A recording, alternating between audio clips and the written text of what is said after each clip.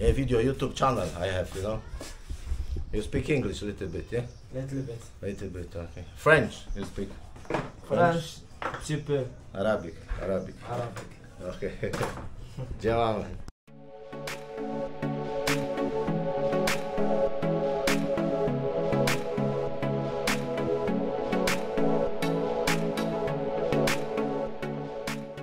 Idę w kierunku takiej tu największej, no nie największej, no ciekawej nekropolii w Marrakeszu historycznej. To są tak zwane grobowce sadytów, no ale tempo mam niemiłosierne. Wylot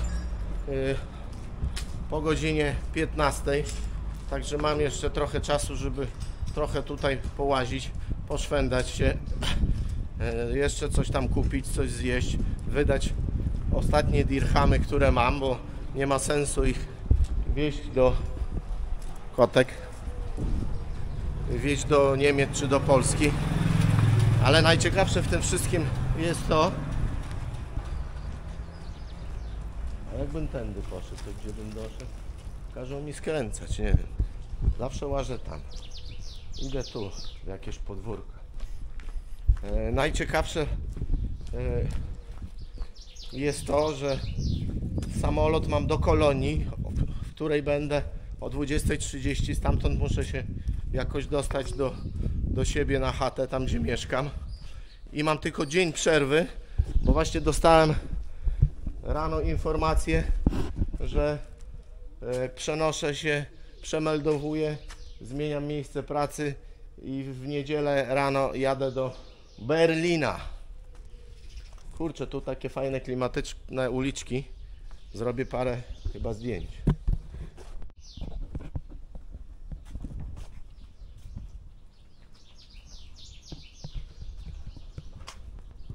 Zdziwiony jestem, że tu w ogóle ktoś sprząta. Przed chwilą pana spotkałem, który zamiatał. O, tutaj taki tuk-tuk rowerowy, który zamiatał w jakiejś takiej kamizelce, no tutaj z jakichś tu służb sprzątających. Coś tam zamiatał, wrzucał do kosza. No i tutaj o, ta uliczka nawet czysto. Ruchu nie ma, bo jest dosyć wcześnie, wszyscy odsypiają, a ja już na nogach.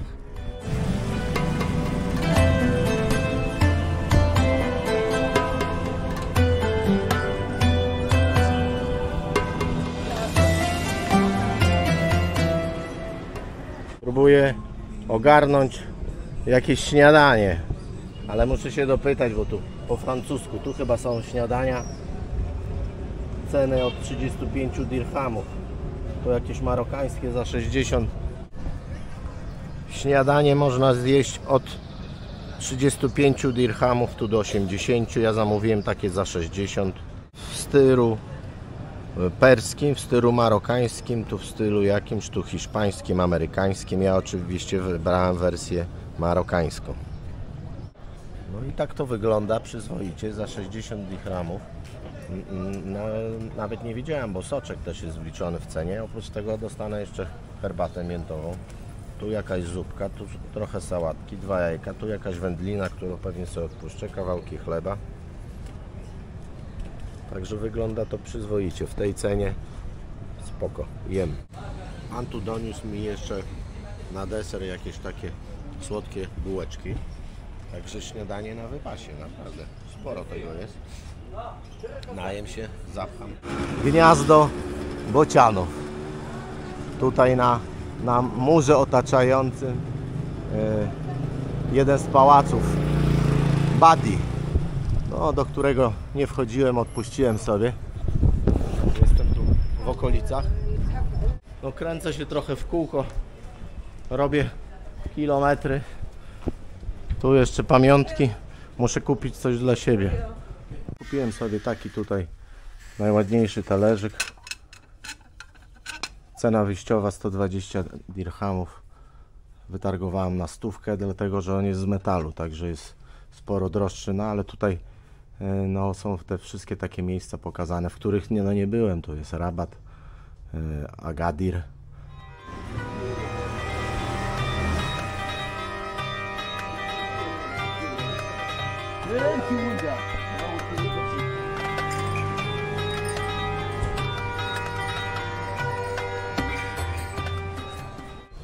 Strasznie błądziłem, ale w końcu udało mi się tu dotrzeć do kasy biletowej. 100 dinarów kosztuje wejście do tych grobowców. Idziemy. Jak zwykle tutaj trzeba się przeciskać jakimiś wąskimi korytarzykami. O, no i tu zaczyna być fajnie. Ogrody.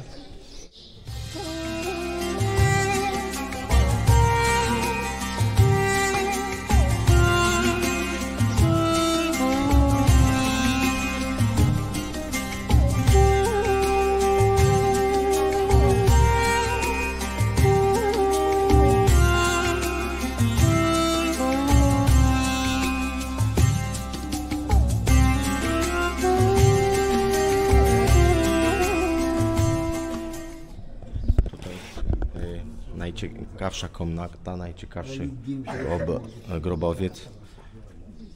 Miejsce, domniemane miejsce pochówku jednego z sułtanów. No na pewno spacer po tego typu miejscach byłby dużo fajniejszy, ciekawszy z przewodnikiem, który by coś tam jeszcze poopowiadał. Ja tu tylko troszkę podsłuchałem, że tam na suficie na przykład są złote liście.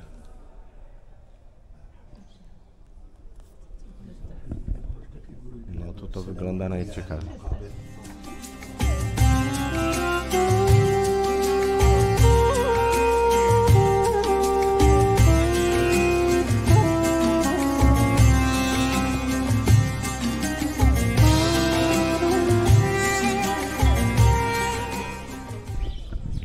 Najstarszy grób tutaj w tej nekropolii podobno pochodzi z 1557 roku. Co ciekawe, całość w XVII wieku została jakby odgrodzona murem od reszty miasta. Nikt nie wiedział o istnieniu tej nekropolii. Dopiero po 200 latach Francuzi z samolotów wypatrzyli, że coś takiego to istnieje i jakby odkryli to na nowo i zostało to w tej chwili udostępnione do zwiedzania. No tak naprawdę liczyłem na trochę więcej. Za wiele tu tego nie ma. Tak naprawdę dwa te takie większe grobowce tych głównych sułtanów. No i tu takie płyty nagrobne. W środku taki nieduży dziedziniec, ogródek i to tyle. Także 100 dirhamów, czy warto? No pozostawiam do waszej oceny. Najfajniejszy jest tam ten jeden grobowiec z 12 kolumnami w środku. Zaraz pokażę wam go jeszcze raz. O, tu kotek sobie w cieniu odpoczywa.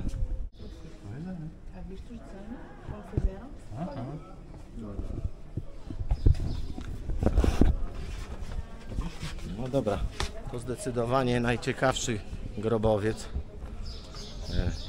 Ahmeda al-Mazura, o ile dobrze pamiętam, który w XVI wieku nakazał tu budowę tego wszystkiego. No nie ma tego wiele.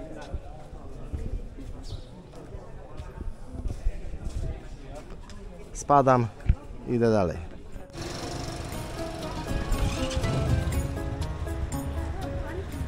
Pan tutaj mnie namówił za 40 dirhamów, dam się delikatnie podgolić, bo już zarosłem. Zobaczymy. Yeah, video YouTube channel I have, you know. You speak English a little bit, yeah? Little bit. Little bit, okay. French you speak? French, petit peu. Arabic. Arabic. Okay. Działamy. Taka nieduża nora. Jak widzicie, z higieną może być to trochę na bakier. No ale pan mnie maszynką, mógłbym je ogolić na zero, ale na zero to już od kilku lat się nie golę, także ma mnie trochę podgolić maszynką. Panie teraz tutaj czymś smaruję, maszynką już mnie przystrzykł, teraz jakimś kremem, a jeszcze będzie brzytwo jechał. O kurde.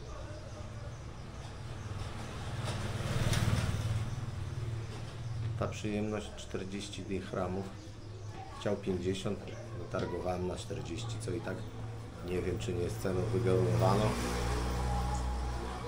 Ostatnie pieniądze, jakie miałem, ostatnią gotówkę tutaj przeznaczyłem. No ale też jakieś to nowe doświadczenie dla mnie. No i dobra, pan mnie ogolił, wyglądam porządnie. W Polsce też się nigdy nie goliłem. Nie chodziłem po goli brodach, tylko po fryzjerach. Także pierwszy raz miałem okazję skorzystać z tego typu usługi. I to gdzie? W Maroko. I tu z kolego. Very good man. Welcome, Thank you. Welcome. Thank you, good man.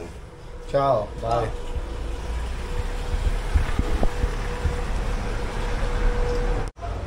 Widzę, jest jakaś możliwość wypożyczenia rowerów, bo tu grupa turystów jedzie sobie rowerkami. Także to też jest jakiś fajny, dobry sposób na tutaj zwiedzanie tego miasta. Mnie prawdopodobnie czeka dłuższy spacer, bo mam zapas czasu. Także powolutku chyba z buta dojdę do tego lotniska.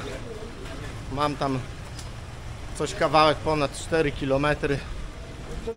I tutaj możecie zobaczyć, jak wyglądają takie osiedla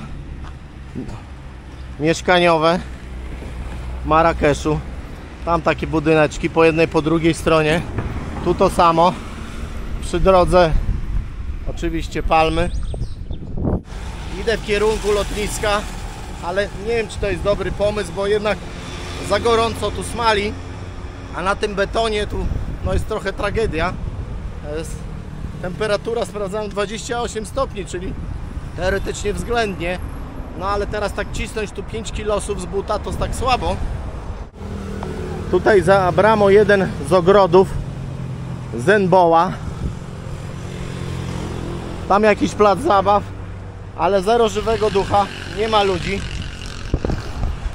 Ale jak widzicie, tej zieleni tutaj i w Marrakeszu, i zresztą tak jak tu w całym Maroku, znaczy może nie wiem czy w całym, ale przynajmniej tu gdzie jeździłem, nawet tam w okolicach pustyni Sahary, po trasie tej zieleni tutaj jest dosyć sporo. Są takie oazy, te drzewka, krzaki rosną wszędzie.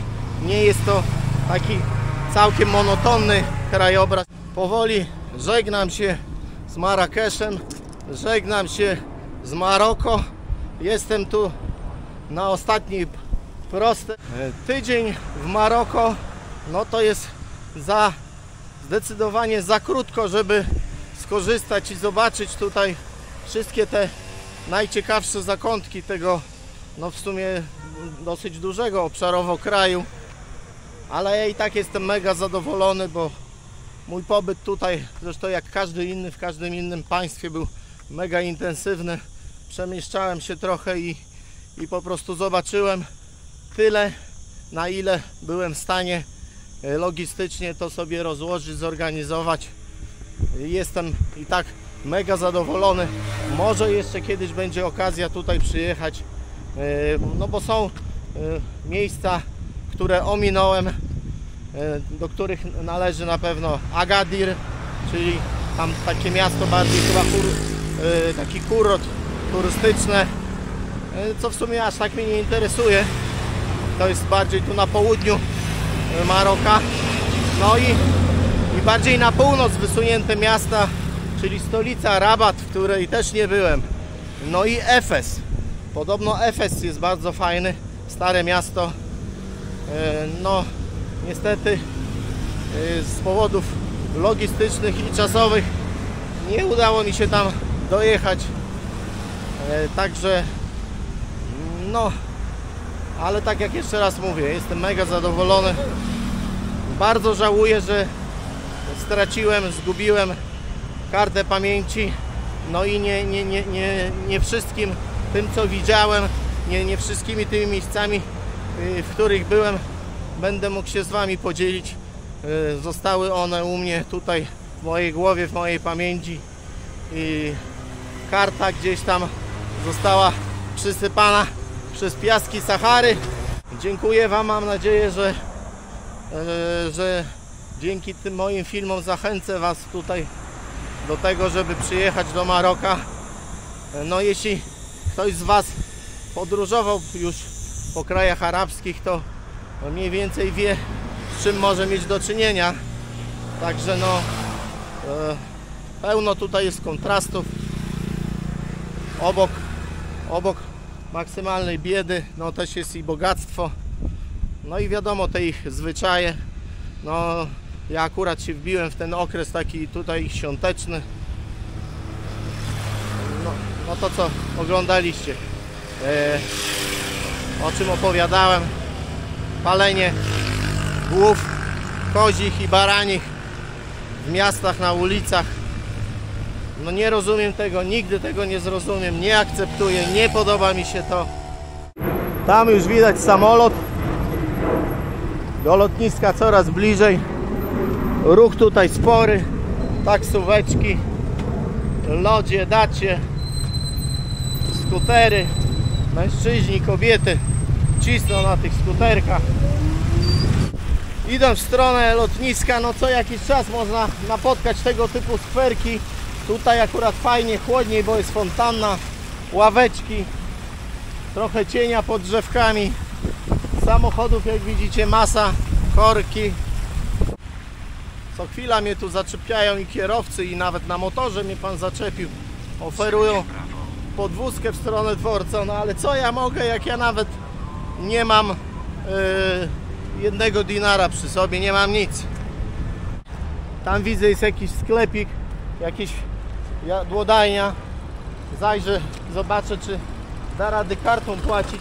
Dupa, nic z tego tutaj nie będzie, bo można kartą zapłacić, ale do tego doliczają chyba z 20% czy 30% jakiegoś podatku. Także jak tutaj przyjedziecie, jednak lepiej mieć tą gotówkę przy sobie. Najlepiej tutaj przyjechać mając euro. Euro wymienicie sobie tutaj najkorzystniej na miejscową walutę, na dirhamy. Bo płatność kartą, no tutaj no jest ciężko z tą płatnością.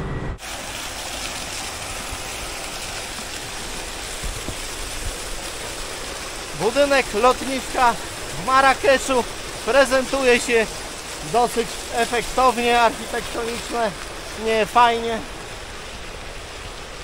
Tutaj jakaś taka fontanna. A ja żegnam się z tym ciekawym, interesującym, choć nie powiem kontrowersyjnym, no tak jak dla każdego Europejczyka, każdy kraj arabski będzie wzbudzał skrajne emocje. Pomyliłem terminale, poszedłem do przylotów, a muszę iść tam do odlotów. Co ciekawe, żeby tu wejść do głównego budynku, tu do sali odlotów, już przy wejściu trzeba przejść pierwszą kontrolę taką bagażową, prześwietlenie bagażu i przechodzi się przez bramkę. Idę do samolotu, ale już troszkę ochłonąłem, ale powiem wam na sam koniec, no takie przygody, taka adrenalina. Znowu trochę przez moją nieuwagę, przez moją głupotę dałem ciała, także wam tu opowiem trochę, o co chodzi, żebyście wiedzieli. Pamiętajcie, że tutaj w Maroko, w Marrakeszu nie wystarczy odprawa online, nie wystarczy tylko, że macie bilet w telefonie, tylko tutaj na lotnisku trzeba pobrać też wydrukowaną kartę boarding pass, za którą nic nie trzeba płacić. No ja niestety, pomimo jakichś tam informacji, którą mi Ryanair zamieścił, że chyba tak trzeba zrobić, jakoś mi to wyszło z głowy, zapomniałem, dałem ciała. Myślałem, że zawału dostanę, że po prostu już byłem przekonany, że tu utknę, że samolot odleci beze mnie. No ale Bóg nie ma szczęście, wchodzimy teraz już tutaj do samolotu. Ale żebyście wiedzieli, jeszcze raz powtarzam, jak będziecie tutaj, pamiętajcie, trzeba na lotnisku pobrać papierową wersję boarding passa.